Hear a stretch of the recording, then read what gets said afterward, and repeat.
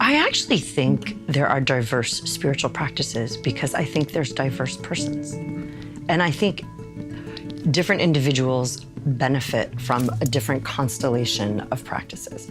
But I do think there are core themes. There's always a corporate component. There's always relationships. There's always worship, intentional worship. And I also think there's also individual reflection. And I think people reflect a little bit differently.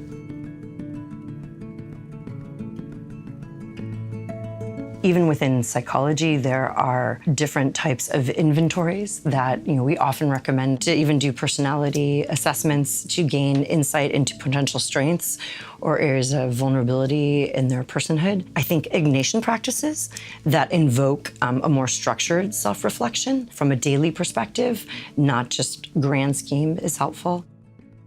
For me, times of prayer, and these days just practicing taking times of silence, and it's so hard for me to be silent, I have to set a timer, so I know it will end and that I can just rest in that time. For me, being disciplined about connecting with people who care about me.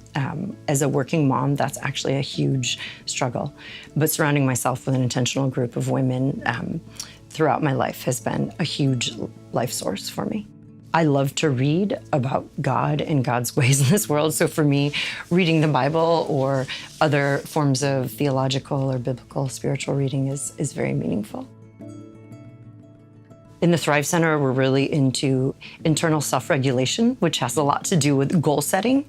So being mindful of goals that you set and aligning your life to achieve those goals. I know it's really easy for me at the beginning of a quarter to list all the publications that I'm gonna write, the classes I'm gonna teach, the guest lectures I'm gonna give, and I set myself up for failure. But setting realistic goals and being reflective on a daily or weekly basis that am I actually living my life out in a way that will meet those goals? And if not, is that God's leading to something different? Is that my unrealistic expectations? Yeah. Is that some weird sense of shame or who knows what? But then reassessing the goals or reassessing how I'm living my life so that I can accomplish that.